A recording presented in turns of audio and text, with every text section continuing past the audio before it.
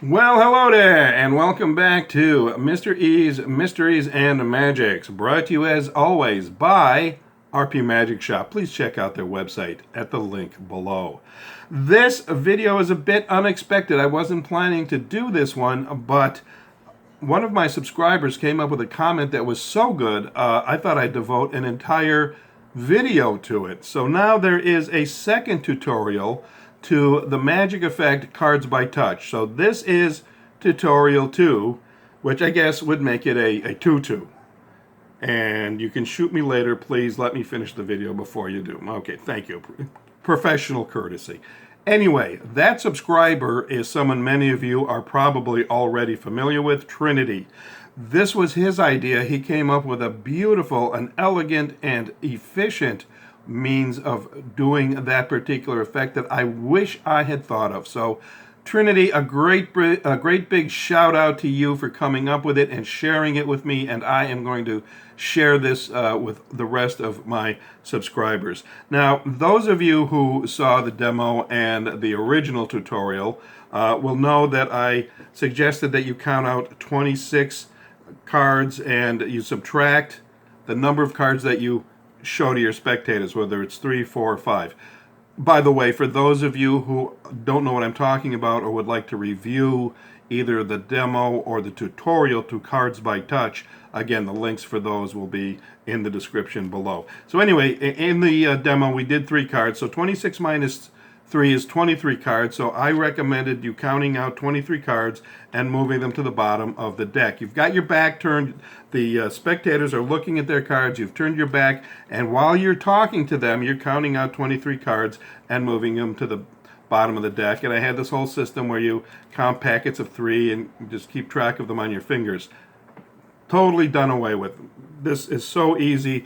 I'm just so devastated that I couldn't come up with it myself. But what Trinity suggests that you do, and he says it's so simple you don't even have to turn your back. I would turn my back anyway because I don't want my spectators to see what I'm doing. But let's say these are the 3 cards that were chosen, and those are the cards that were used in both the demo and the first tutorial. Now you've turned your back, and what Trinity says you do is you simply look at the bottom card. In this case, it is the Ace of Diamonds. While you're talking to them and telling them that your back is turned because you don't want to accidentally see their cards, what you're really doing is you're hiding that you are looking for the other Ace of Diamonds in the deck, wherever that happens to be, which will be somewhere in the middle, of course. You find that Ace of Diamonds, or whatever the corresponding card is on the bottom of your packet. Doesn't matter what the card is, as long as it's the corresponding card, and then you simply switch them. That's it. Done. And in the meantime, they're looking at their cards. They tell you it's time to turn around and the cards are hidden. And you go right back into the routine as shown on both the demo and the first tutorial. They put the cards back in the deck somewhere like this, wherever it happens to be. Just as long as, again, you don't let them put the cards way up near the top where you're going to draw their cards from later. They can't be in that top 3, in this case 3. If they have 5 cards that you've passed out, then they can't put it within the top 5, etc., etc. All right, close that up, and you put the cards away wherever you're going to put them, whether it's a pocket or a bag or whatever. And sure enough, when they call out their cards, there they are. Couldn't be simpler. Trinity, again, I thank you so much. I'm just impressed by how simple and elegant this is. Now, here's the other part about this. I mentioned earlier that it was very efficient as well. So you put the cards back like this, and here's all you have to do now to reset the deck for the next group of spectators. You simply find the 3 or 4 or 5 cards that you used, which are now somewhere in the deck. All right, there's the other one, and the other was the 6 of spades. There it is, okay. So you've got now the 6 of spades, all right, see that? Do-do-do-do. All right, you've got the 3 cards that they took. You now go back to the Ace of Diamonds.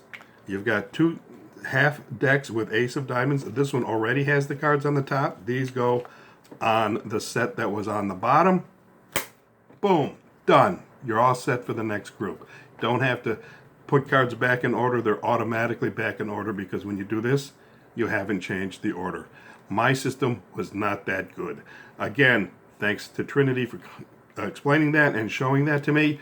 And I hope you guys use this. If you do use the effect Cards by Touch, I strongly recommend that you use Trinity's system of, switching the cards over from one to the other. Because if you do, I promise you, you will always leave them baffled.